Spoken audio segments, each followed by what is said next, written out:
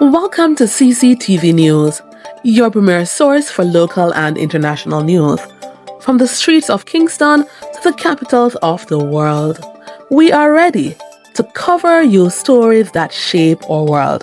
Stay tuned for breaking news. Justin Trudeau, the 23rd Prime Minister of Canada, has announced his intention to resign as party leader and Prime Minister, marking the end of an era for Canadian politics.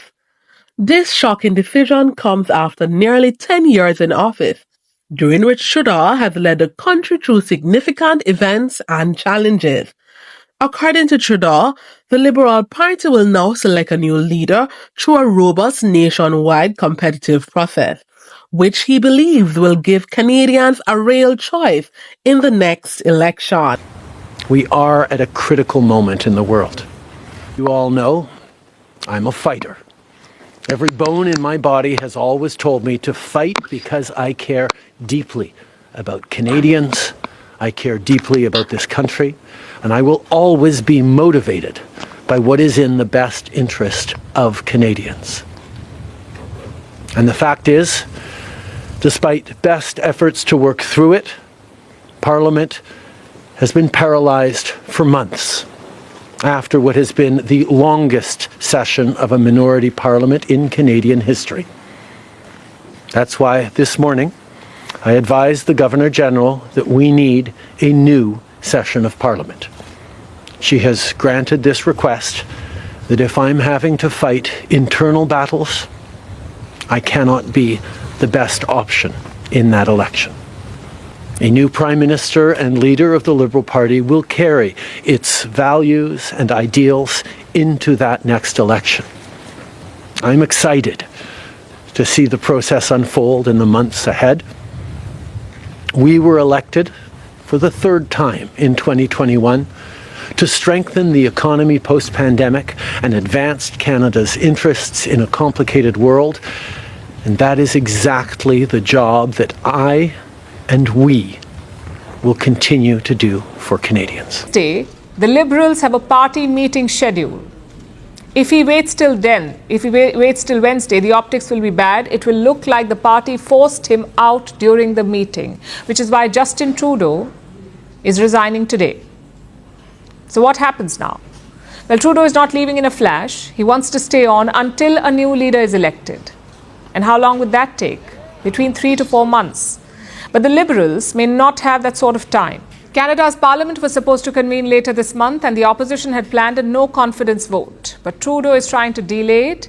He has asked Canada's Governor-General to prorogue the upcoming session, basically to suspend it. Chances are that this decision will be challenged in court, but if he succeeds, the Parliament will only convene in March and not in January.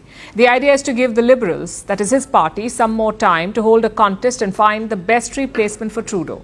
Even then, the Liberals will have a hard time. Just look at the poll numbers.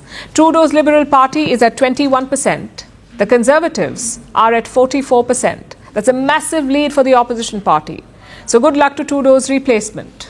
They'll have maybe 1 month to overcome this lead. But that's all in the future. For now, let's focus on Trudeau's career. Where did things go wrong for him? In 2015, Justin Trudeau shot to global fame. He won Canada's elections in a landslide. At that point, he had everything going for him: youth, a famous surname, and surging popularity. Trudeau was exactly what the media wanted. Vogue called him Canada's politician dreamboat. He announced a cabinet with equal number of men and women. He advocated for minority rights and he fought for climate action. So naturally, people liked him.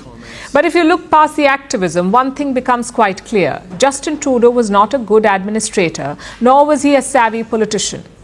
In 2017, we saw evidence of that. Trudeau and his family vacationed with spiritual leader Aga Khan, but his office kept it a secret. Later, Canada's Ethics Commission pulled up Trudeau. They said he should not have taken the trip. And from there, the honeymoon was over. Trudeau lost his majority in the 2019 general election. He gambled by calling snap polls in 2021. But again, same result. Trudeau was left at the mercy of another party, the NDP, the New Democratic Party, led by Khalistani Jagmeet Singh. This third term hurt Trudeau a lot.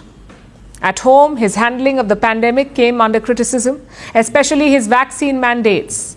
Anti-vax truckers began protesting on the streets. Justin Trudeau responded by cracking down hard. The same Trudeau had asked India to negotiate with protesting farmers, but at home, he chose violence.